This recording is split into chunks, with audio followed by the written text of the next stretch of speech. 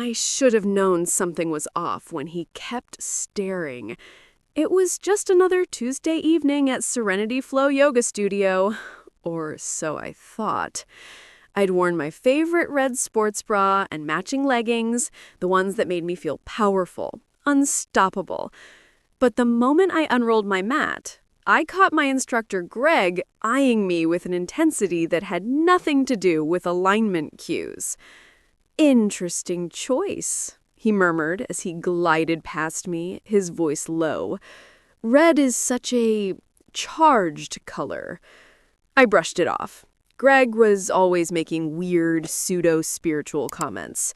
But then, halfway through class, he stopped the flow entirely.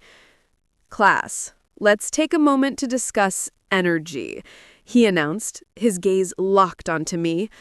"Sometimes what we wear reflects what's trapped inside us. Blocked sexual energy, for example, can manifest as bold colors, like red." My stomach dropped. The room went dead silent. Every head swiveled in my direction. I forced a laugh, trying to play it off.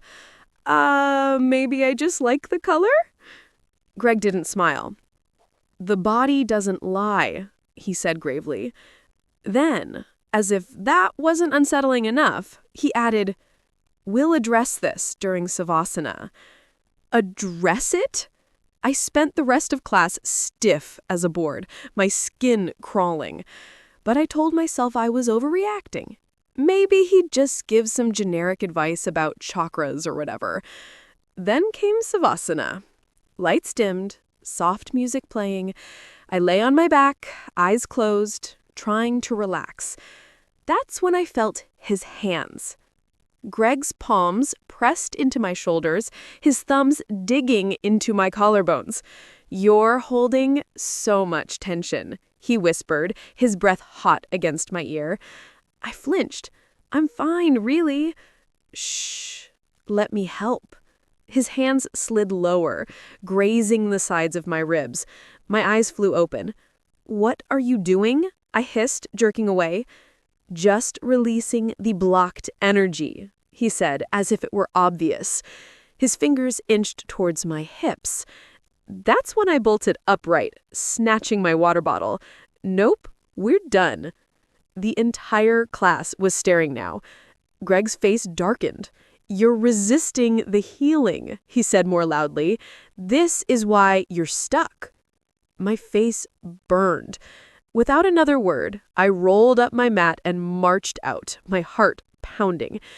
But as I hit the parking lot, one thought screamed in my head. This isn't over.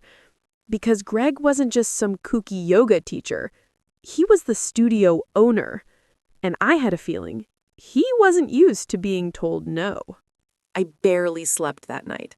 Every time I closed my eyes, I felt Greg's hands on me again, his invasive touch disguised as healing.